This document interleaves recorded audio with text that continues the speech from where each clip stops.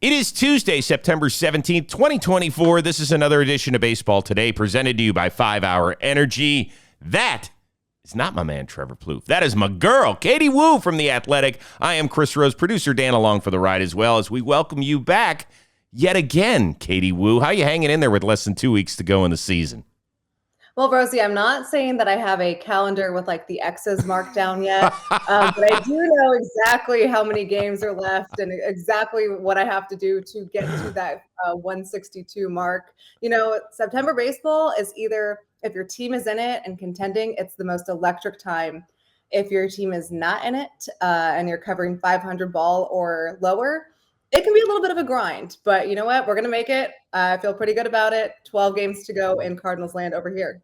So when you are finished with a season, and let's say you don't have postseason duties, you're just there to cover your specific team, and you're beat, are you like booking a vacation immediately, or because you've been on so many planes during the year, you're like, just let me sit on my couch? Yes. The first 2-3 weeks of the off season, no one will hear from me. It's my personal hibernation. I do not want to do anything at all. And then it's weird, Rosie. It's like after those 2 or 3 weeks, my body is like, I need to move. I need to do something. Okay. I've been too still. So now I usually go on a trip at the end of October, go back to California where my parents live. I was thinking about doing like a New England fall foliage tour. Oh, that's adorable. You don't really get fall out in California. So lots of options. Okay. Lots of options to suction. Well, if and when you get out to the West Coast, you know that the Baseball Today guys, that's where we live. So if you want to hang and talk some baseball, you know, you can always do that. Just throwing it out there. Any day you want. Today's episode, reminder, is brought to you by 5 Hour Energy, shots that help you feel alert and energized. Why? Because each shot is packed with vitamins, nutrients, and about as much caffeine as the leading premium coffee. Also, here's something nice for you. It contains 0 sugar. So you'll drink it in seconds. You're going to feel it in minutes. It'll last for hours. It's available in a wide range of great flavors across regular strength and extra strength variety. All you have to do is head on over to 5hourenergy.com. Use the code JOHNBOY. You're going to save 20% on your first order. That is the number 5hourenergy.com. Code JOHNBOY to save 20% today. Tip of the cap. Somebody you're familiar with in the NL Central, Shota Imanaga. He just continues to do it and have fun. He struck out a career-high 11 A's on Monday. He has just provided a breath of fresh air on the north side of town. He has been so fun to watch. And, I mean, his mannerisms, the fact that he uses the name Mike when he goes and gets coffee. You've seen him pitch in person, right? I mean, there's a different energy when he's there.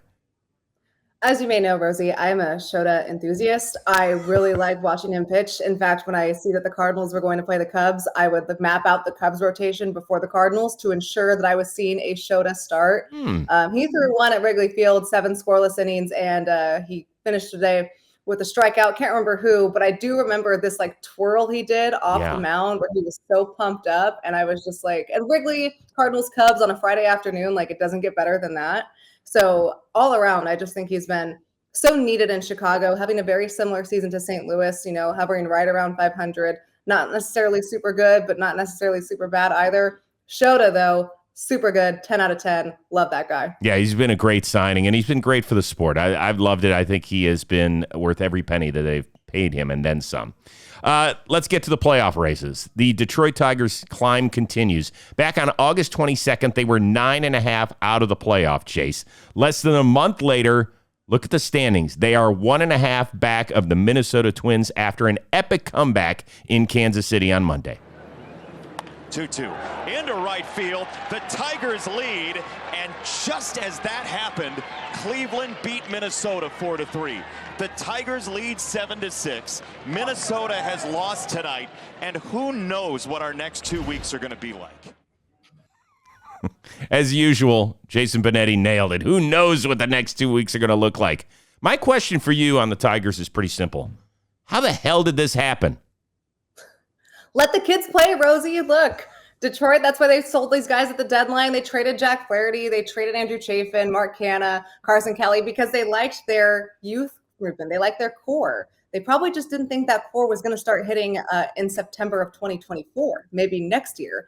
But what you're seeing is maybe just the early development of these guys that have a lot of reason to be positive for the future of the Tigers, finding their stride. As you know, the postseason, it's all about getting hot at the right time. Tigers are doing it. Look, They're maybe a little bit ahead of schedule, but worst case scenario, your young core of guys that's expected to lead the future of this franchise for the next few years, they're getting valuable experience in what's shaping up to be a really exciting postseason run in the AL Central.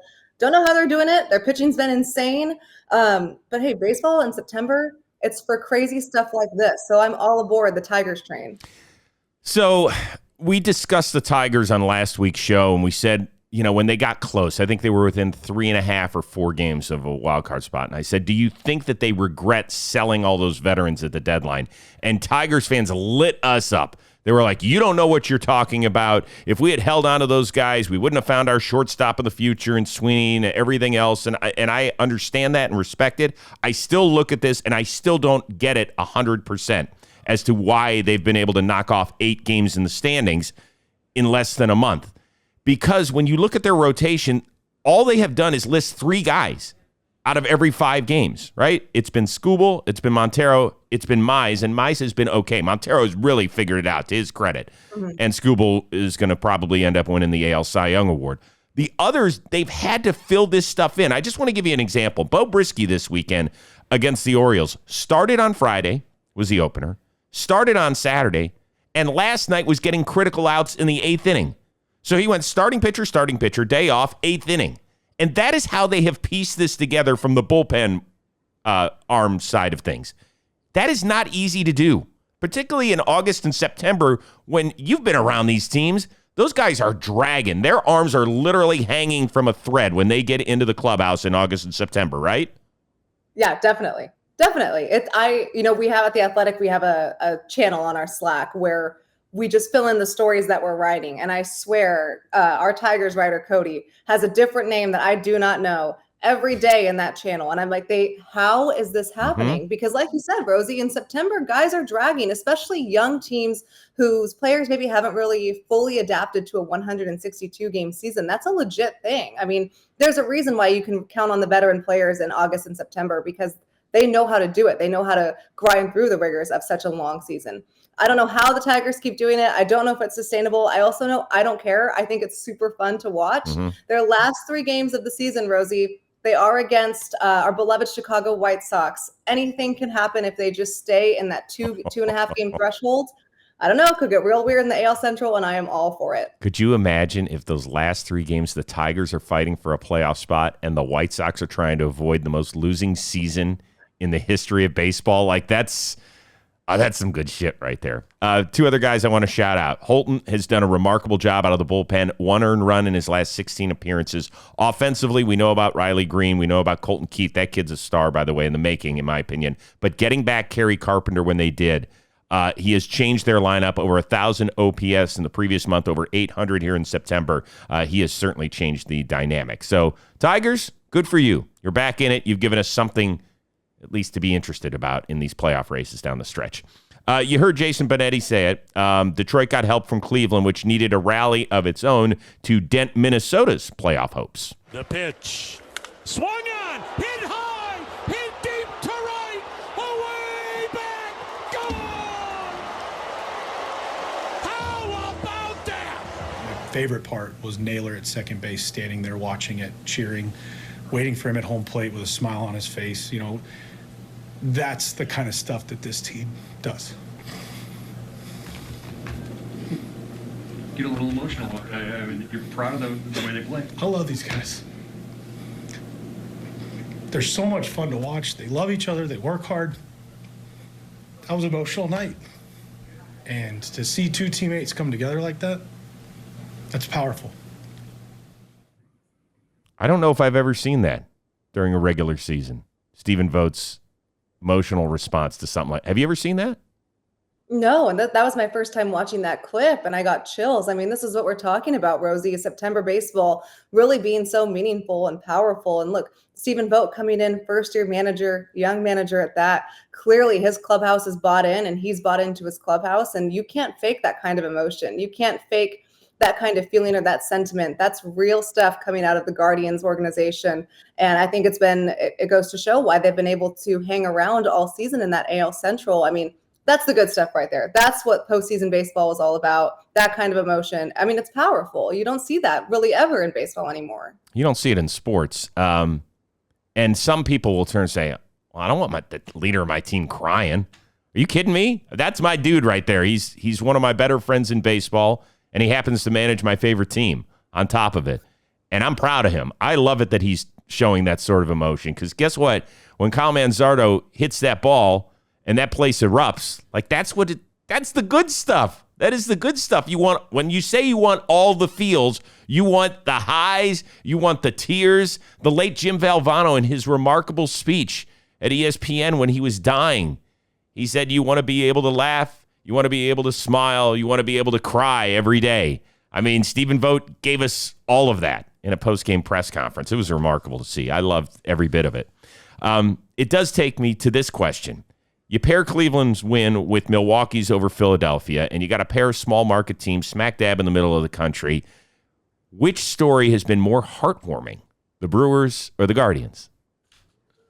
I like this question. And I think after what we just watched from Stephen Vogt, I mean, I'm ready to run through a wall for that man. I don't even know him after that. It's going to be easy to say Cleveland is heartwarming because of just that emotion and that passion.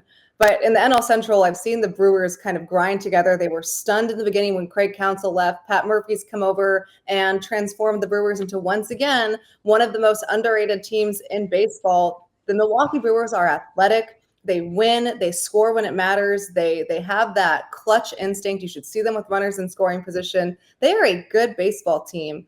And they do this every year, despite a low payroll and the organization consistently trading away some of their top players. When you think about what the Brewers went through in the first half, I mean, I think they used like 15 starting pitchers, and little by little, they were able to just keep building up on this lead. I looked it up yesterday.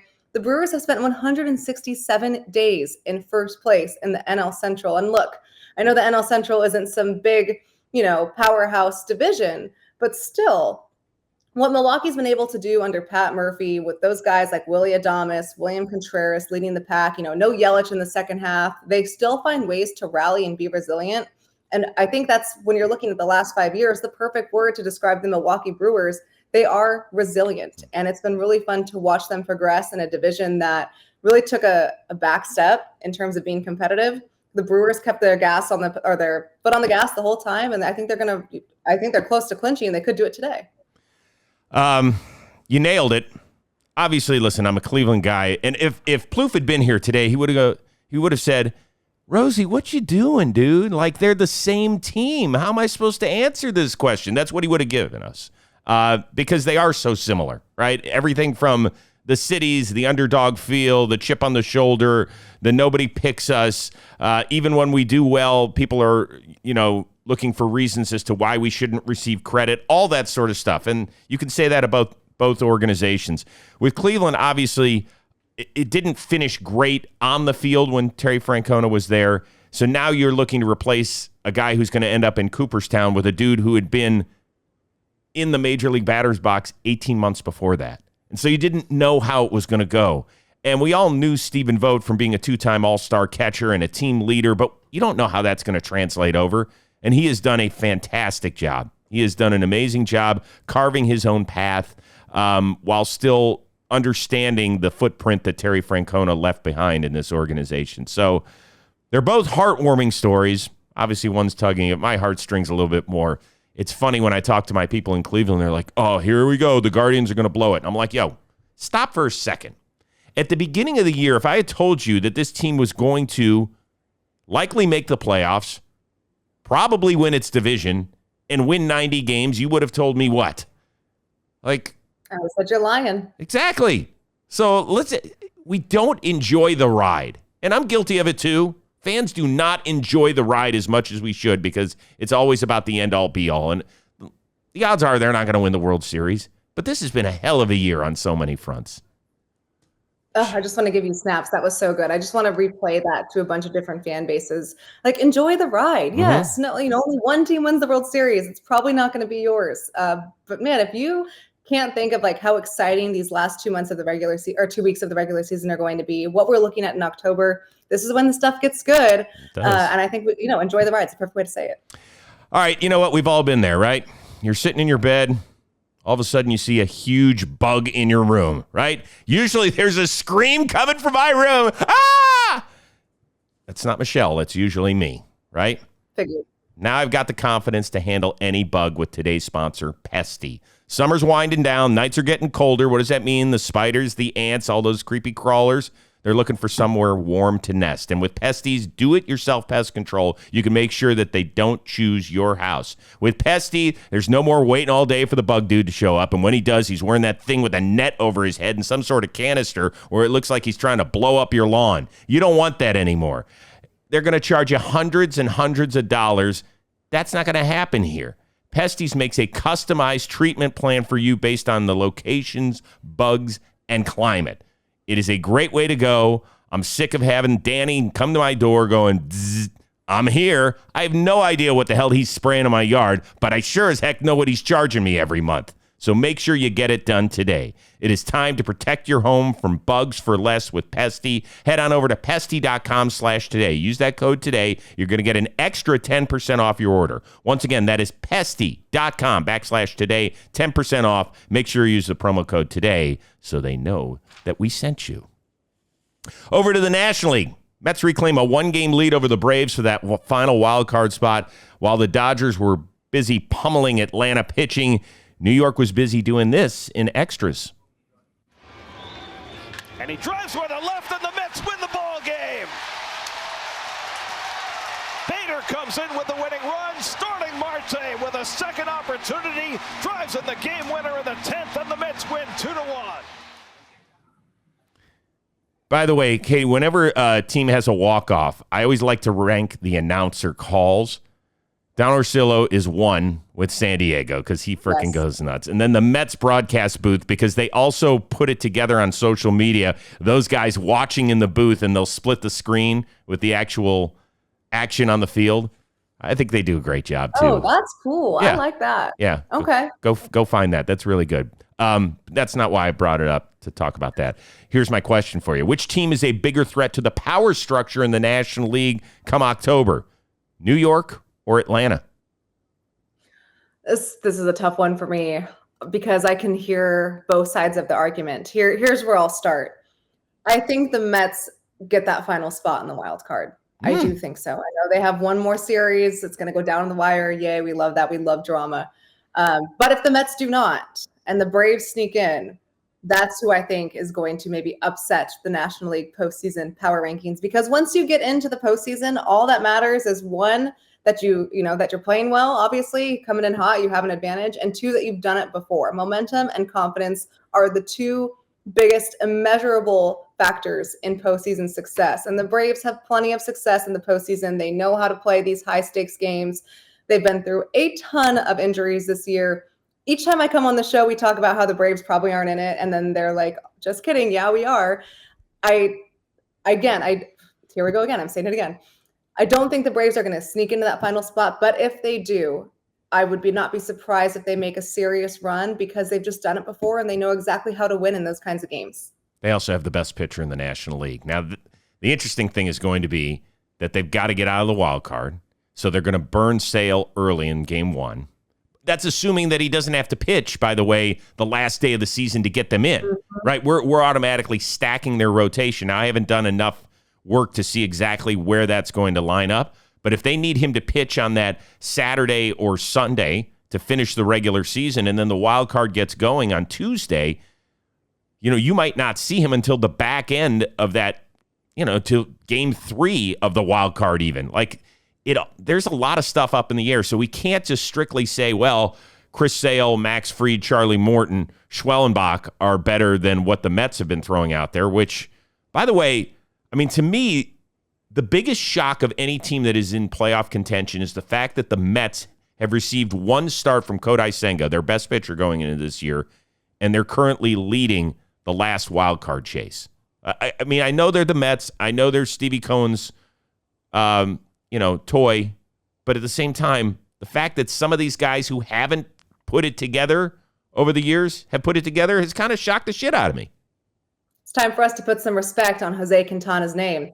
That is he's a gamer. He is a dude. And if you are a Mets fan and I sat there and I said, hey, Jose Quintana is going to be a guy for you, no one's taking me seriously, but that's what he does. He's a quality guy. Well, and it's two other lefties in Sean Manaea, who really, like, this is what the A's thought he was going to be all those years, and he's been great. He has been great. Peterson's been fantastic. Luis Severino even said, I've surprised myself, and he has. So with all that being said, I do like the Braves pitching staff better, depending how it shakes out rotationally. But the Mets have something. They have some sort of moxie, and as long as Lindor's back and the imaging came back okay, and it's just going to be a couple of days, he thinks, as long as he checks out all right, I think I might give the Mets the check mark if they make it to October. The little spry, spunky Mets. Sneaky. That's a sneaky choice. You're counting on a lot of things to go right for the Yes, Mets. And I am. Mets fans, I hear you. Things don't usually go right for your organization. But I like the optimism, Rosie. Never say never. Maybe this is the year. Well, I've kind of become a closet Mets fan based on my May 29th prediction of DOA. I called the season over, and Mets fans let me know in our comments section every time I speak well of the Mets. They're like, didn't you kill them? I said, yes, I did. And I am happy that I could provide the furor to move forward. You're welcome. Yes. Just anger as many fan bases as possible. That's the way to go. Believe me, if I haven't pissed off all 30 at this point in the season, I'm not doing my job. Padres, not only leading the wild card, they're still in the Dodgers' rearview mirror, and they have one more series to go, meaning those two teams out west. That'll be fun. Houston, short end of the stick Monday night against the San Diego Padres. The good news for the Astros, they struck out Luis Arraez. He actually whiffed. First strikeout in 141 plate appearances dating back to August 10th. Before I ask a question about that, how ridiculous is that? August 10th? August 10th. August 10th. No way. 5 I know weeks. Luis Arraez does not swing and miss, but that is insane. You just do not see that at all in baseball anymore. What a guy. That's incredible. The dude has virtually zero pop. So how valuable is Luis Arraez in today's game? Oh, you're going to get me on a soapbox, like a little tangent here. Coming from someone who has watched for 5 months one of the worst offenses in baseball, especially with runners in scoring position, I do not care how you get on base. I care that you score, and I don't care what that looks like, right? Some teams just aren't built to slug. If you're not built to slug in today's game, that's probably going to be more or less a problem, which makes the importance of getting on base even more dire, right? Look, the Cardinals, it's hard for them to slug at Busch Stadium. They've had a really hard time doing any kind of damage. If you have guys that get on base, though, it does not matter if the ball is leaving the yard. You put guys on base, and then you have the next guy putting the ball in play, contact hitters, slap a single down the line, and maybe barrel up a double every now and then. You're scoring runs. So I get baseball is at this place. We've modernized the game where home runs are everything. You strike out a lot, that's okay as long as you're hitting the ball over the fence. But I have reverted back to small ball culture. Just get on base and things will happen for you. Good things, most likely. It's so much more entertaining to me. I don't care if you are not hitting a home run basically ever. If you're on base consistently and can wreak havoc that way, I'd much rather do that. That doesn't mean I don't enjoy a good slugfest, but scoring overall is what matters to me. I don't care how that happens. Well, so I'll say this about Luis Arraez. He's statistically amazing because you'd think, well, what is his on base? Because he never strikes out. He also never walks. He literally has 16 strikeouts this year and 16 walks.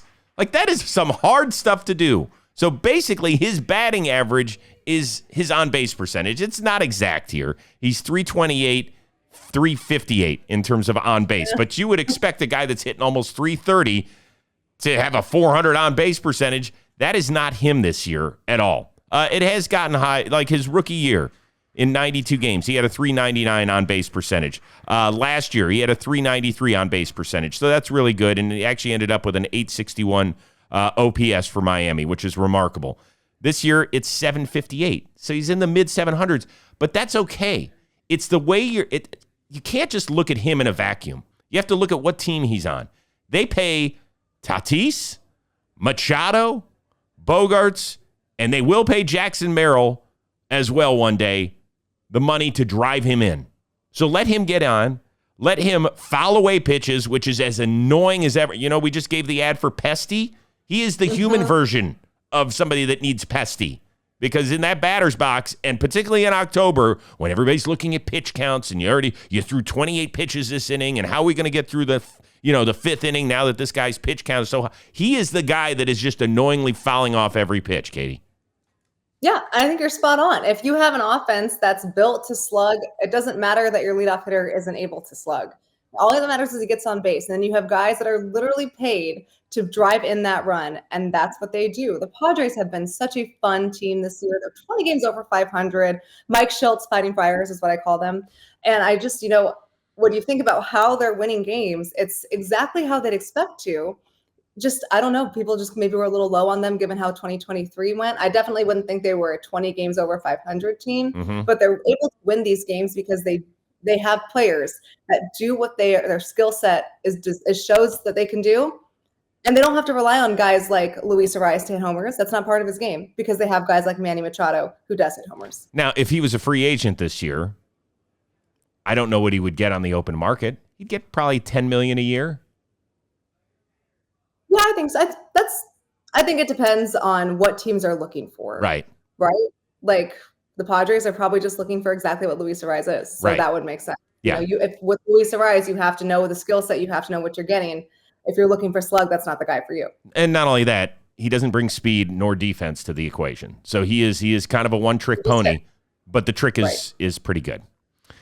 All right, what is something that you would love to learn? As an adult, you do make time to learn new things as often as you like, or was that simply lost in childhood? I don't know. Maybe you got a green thumb, want to do the gardening. Maybe you want to find out how to speak a new language or how to finally beat your best friend in bowling, which I've never been able to do. Therapy can help you reconnect with your sense of wonder because your back-to-school era can now come at any age. You've heard me talk an awful lot on every show I do about therapy. I've been in and out of it ever since I was a little kid. It wasn't one specific incident that took me to therapy. My parents always believed that it was just best to talk about things outside of the family structure, to get a fresh set of ears and eyes on a situation, and to help. We only get one of these lives. I don't care what you believe. We only get one of these, and so that means you want to maximize it to the best of your potential. Here's the great thing about BetterHelp. It is entirely online. It is designed to be convenient and flexible and suited to your schedule. All you have to do, fill out a very brief questionnaire. You'll get matched with a licensed therapist. If you have a session and you're like, I'm not connecting, there's no vibe here, it's fine. You're not going to hurt anybody's feelings. You say, I'd like a new therapist. No charge. They'll match you up with somebody new.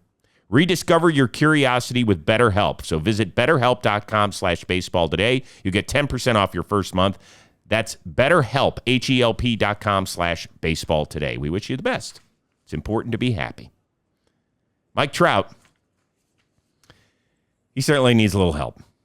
He spoke to reporters on Monday, said he started swinging the bat again, which is great news. He expects a normal offseason.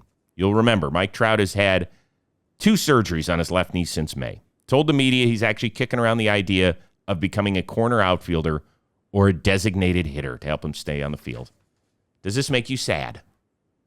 I want to give just a total thumbs down to that. Not because I disagree with what Mike Trout is saying, but just because it is so disheartening to see one of the most prime talents in today's game limited so severely by injuries to the point where he's considering a position change that would take him off the field for half the time, just to ensure that for the other half, he's able to perform. Look, I know Mike Trout was never this gold glove center fielder. I know he's always been kind of the bat has been what's solidified his name. But I mean, Mike Trout, you want to see him on the field at all times. There's corner outfield. Okay, sure. I mean, it's not as exciting as center field, but at least he's playing the field. A DH, that would just be so sad. And I get it. I get where he's coming from. It's been brutal the last couple of seasons for Mike Trout and the various injuries, but it just makes me sad as a baseball fan to think that one of the best talents we'll see in today's game is going to be limited to the point where he can only play half the time. When you mentioned the name Mike Trout 5 years ago in discussion, your eyes in the room would light up. You'd be like, Mike Trout. I mean, we are seeing like the modern day Mickey Mantle. Like, this is what it must have been like in the 50s and 60s to watch that dude ball. And this is it. We get to see it. And now you mention the name Mike Trout and everybody goes, oh. Like, everybody's sad. Like, really, that was your first reaction was this, to put the thumbs down like the story is horrible. And I love Mike Trout, but the guy's played 266 games over the last 4 seasons. 266. And I don't know what we're going to see out of him moving forward. He's not old. He's not old, but his body is. And it stinks, and it's not fun, and I hate every aspect of it. And the Angels are in danger of having their worst season ever. And so I know they've got some good young players, and Joyce out of the bullpen is fun to watch. And, you know, they've drafted a gazillion pitchers, and maybe some of those guys will help, and maybe they'll make some good signings in free agency. I don't know. But, man, it feels like we are going to get 13 playoff at-bats out of Mike Trout, and we're not going to see anything close to his 3-time MVP level. Yeah, and that's when you just think about the overall trajectory of his career. I still want to be excited about Mike Trout. I'm still going to be excited about Mike Trout no matter where he is or what he's doing. But it's hard not to think about like the what could have been without these injuries, or what could have been without the Angels being the Angels. And again, I'm going to try to be an optimist by nature, but it's disheartening to think about where Mike Trout is right now, what he's contemplating, and the likelihood that the Angels probably aren't going to be competitive for at least a couple more years. And who knows what Trout will look like at that point. Well, that's the thing. The two, Mike Trout and Bryce Harper, they came in together.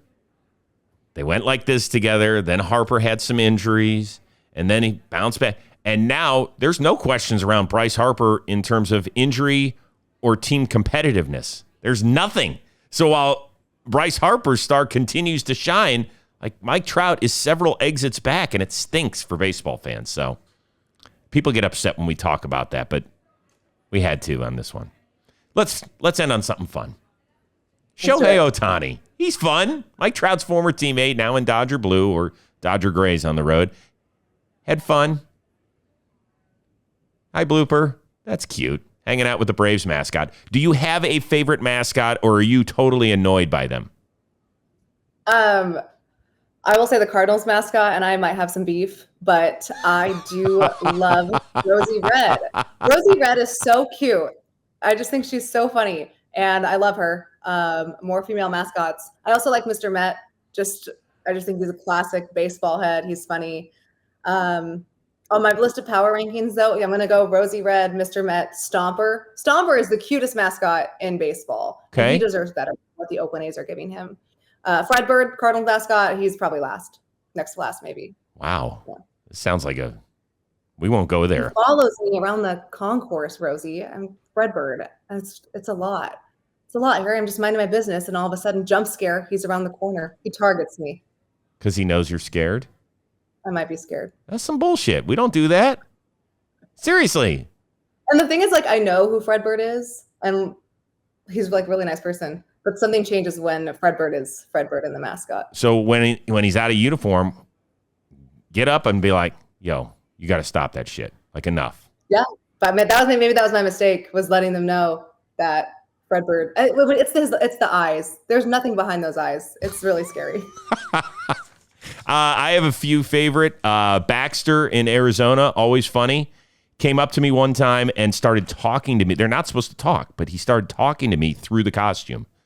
And he was like, hey, man, I love your show. You guys do a great job. And I was like, what is going on here? Because Baxter breaking the rules. Yeah, I definitely broke the rules, but I dug it. I thought that was kind of interesting.